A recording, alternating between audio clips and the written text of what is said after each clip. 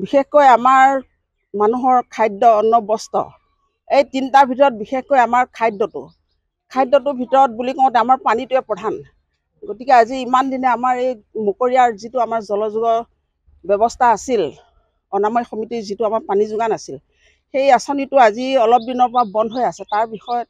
তাৰ বাবে আমাৰ গোটেই অঞ্চলৰ মানুহ পানীৰ কাৰণে বহুত কষ্ট পাইছে আৰু সেই পানী পাহাৰৰ পৰা আনি খাবলগীয়া হৈছে। যিমান আছে নাদ পুখুৰী চব শুকাই গ'ল।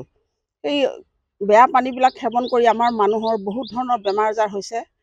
সেই বেমাৰ আজাৰৰ পৰা পৰিত্ৰাণ পাবৰ কাৰণে আমাৰ যাতে পানী দিয়া ব্যৱস্থাটো অতি সোনকালে কৰি দিয়ে, এই আমি মহোদয়ৰ ওচৰত প্ৰাৰ্থনা জনালোঁ। মহোদয়ে যাতে বিষয়টো গুৰুত্বভাৱে লয় আৰু দৃষ্টিগোচৰ হয়, তাৰ বাবে আমি মহোদয়ৰ ওচৰত প্ৰাৰ্থনা জনাইছোঁ। ইমানখিনিয়ে। কিমান দিন বুলি কওঁতে আজি 1.5 মাহ 2 মাহে হৈ গ'ল। ধৰক মটৰটো বেয়া হোৱা বুলি ক'লে আমি স্থানীয় ৰাইজে পইচা অলপ তোলা-তুলি কৰি পেলাই মটৰটো ব্যৱস্থা কৰিছিলোঁ। তাৰপিছত আপোনাৰ অলপ দিন ভালে ভুলে চলিলে, আপোনাৰ প্ৰায় 2 সপ্তাহ বা 3 সপ্তাহ তেনেকৈ চলিলে আৰু তাৰপিছত আমি ভাবিলোঁ যে মটৰটো বেয়া হ'ল।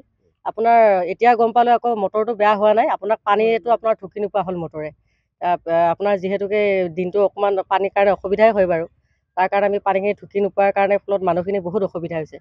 আমি মহোদয়ক আমি আহ্বান কৰিছোঁ, আপুনি যাতে আমাক এই কামখিনি সোনকালে কৰি দিয়ে, মানুহখিনি সুবিধা হওক আৰু আপোনাৰ ওচৰত এইখিনি আমাৰ প্ৰাৰ্থনা আৰু